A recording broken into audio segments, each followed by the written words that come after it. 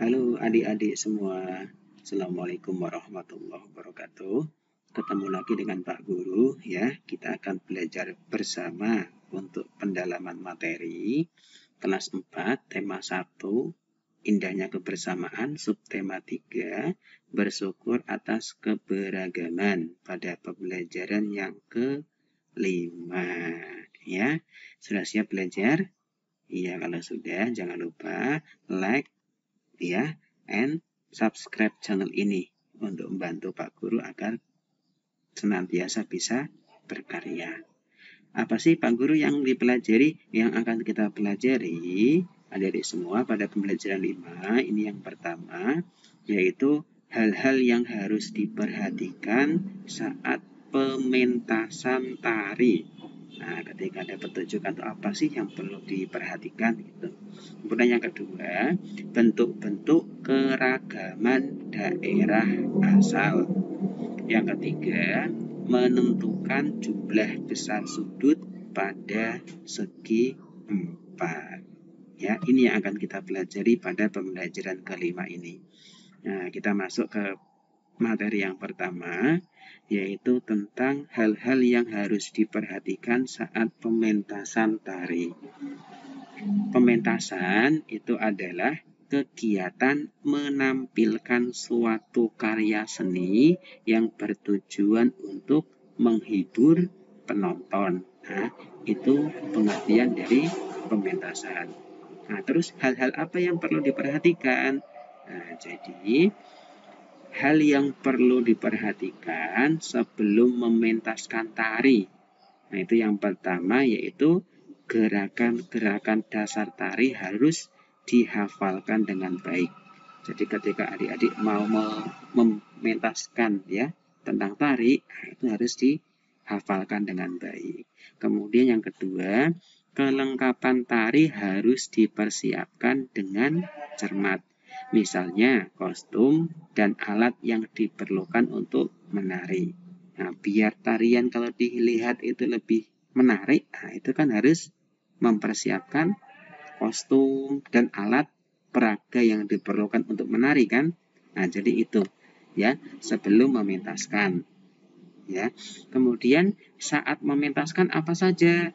Saat mementaskan itu hal yang perlu diperhatikan yang pertama yaitu gerakan dan teknik menari. Ya, dibagi menjadi semua gerakan saat menari harus sesuai dengan ketentuan tarian. Yang ke B, sikap tubuh sesuai dengan tarian yang dibawakan. Yang ke C, gerakan yang dibawakan sesuai dengan irama. Yang D, gerakan yang dibawakan sesuai dengan tempo tarian sehingga tarian yang ditampilkan harmoni. Nah, jadi harus ada kesesuaian antara gerakan tari yang kita tampilkan dengan iringan musiknya gitu. Nah, jadi seperti itu ya. Nah, jadi ini gerakan dan teknik menari. Kemudian ada lagi tidak? Ada. Yang kedua itu adalah ekspresi. Ya, ekspresi wajah kita. Ya, itu harus tunjukkan penjiwaan yang sesuai dengan tarian. Pesan dan tarian dapat dipahami oleh penonton. Jadi tarian itu membawa pesan apa? Itu ekspresi kita harus ya menyesuaikan. Ketika tarian senang, selain kita ada gerakan yang sudah kita hafalkan, ada ekspresi senang di wajah kita gitu. Nah, jadi seperti itu ya. Nah, jadi perhatikan baik-baik tentang gerakan dan teknik menari yang tadi saya jelaskan, kemudian ekspresi yang adik-adik tampilkan itu jangan sampai lupa. Biasanya yang dilupa di sini ekspresinya, gitu kan? Jadi itu. Nah, kemudian yang materi yang ketiga, kita akan belajar tentang bentuk-bentuk keragaman daerah asal. Jadi keragaman dari setiap daerah itu kan berbeda-beda, ya. Yang meliputi yang pertama suku bangsa, kemudian yang kedua bahasa daerah, kemudian yang ketiga rumah adat, yang keempat pakaian tradisional, yang kelima alat musik, yang keenam agama. Nah, jadi ini merupakan keragaman dari masing-masing daerah yang ada di Indonesia. Indonesia kan luas sekali ini. Nah, ada pulau-pulau kan banyak. Pulau Sumatera, Pulau Kalimantan, Pulau Jawa, Pulau Sulawesi, Pulau Papua, Pulau Flores, Pulau Maluku, dan yang lainnya kan banyak sekali. Jadi pasti ada keragaman dari setiap daerah itu. Nah, di sini Pak Guru ingin menampilkan contohnya. Nah, contoh keragaman daerah asal, misalkan Jawa Barat, Jawa Tengah ya, misalkan Jawa Tengah. Nah, Jawa Tengah ini kan masing-masing banyak daerahnya di dalamnya kan, banyak kotanya kan. Nah, ada daerah Brebes, Tegal, Kendal, Semarang, kan seterusnya. Nah, di Jawa Tengah ini bahasa daerahnya adalah bahasa Jawa ya. Beda lagi misalkan di Jawa Barat. Nah, itu bahasa daerahnya bahasa Sunda gitu. Nah, jadi masing-masing daerah pasti punya bahasa daerah masing-masing. Kemudian rumah adatnya itu juga berbeda dengan daerah yang lain. Rumah adat di Jawa Tengah namanya joglo, bentuknya seperti ini ya adik-adik. Kemudian ada senjata tradisional. Kalau di Jawa Tengah itu namanya keris. Ini bentuk keris seperti ini. Ya. Kemudian yang selanjutnya itu alat musik tradisional. Nah, kalau di Jawa Tengah namanya gamelan seperti ini. Ini alat musik tradisional. Nah, sampai di sini bisa dipahami? Oke. Selanjutnya untuk materi yang ketiga, kita akan belajar tentang menentukan jumlah besar sudut pada segi 4.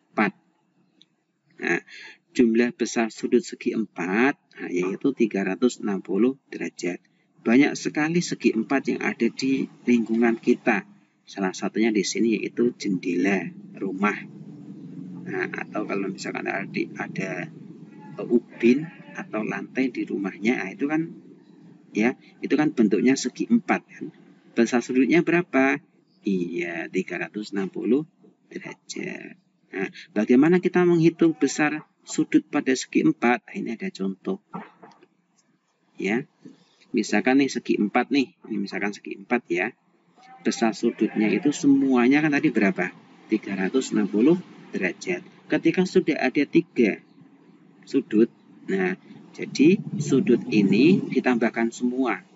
Ya, berapa? Baru nanti kalau sudah dikurangkan 360. Nah, kalau di sini sudah Pak Guru tuliskan, ini sudut A tambah sudut B tambah sudut C tambah sudut D itu harusnya 360 derajat. Sehingga sudut D yang akan kita cari di sini, nah itu 360 derajat dikurangi sudut A, dikurangi sudut B, dikurangi sudut C gitu. Jadi sama dengan 110 derajat. Atau semua ini ditambahkan. Kalau sudah ketemu 70 tambah 70, 140 tambah 110, 250. 360 dikurangi 250. Jawabannya 110 juga. Caranya seperti itu ya. Nah, jadi ini. Jadi pasti jumlah atau besar sudutnya itu kalau segi 4 adalah 360 derajat itu. Ya. Nah, itu untuk materi yang terakhir pada pertemuan 5 ini. Kalau ada pertanyaan silahkan dapat ditanyakan di kolom komentar ya. Jangan lupa like and subscribe channel ini. Terima kasih dari Pak Guru. Assalamualaikum warahmatullahi wabarakatuh.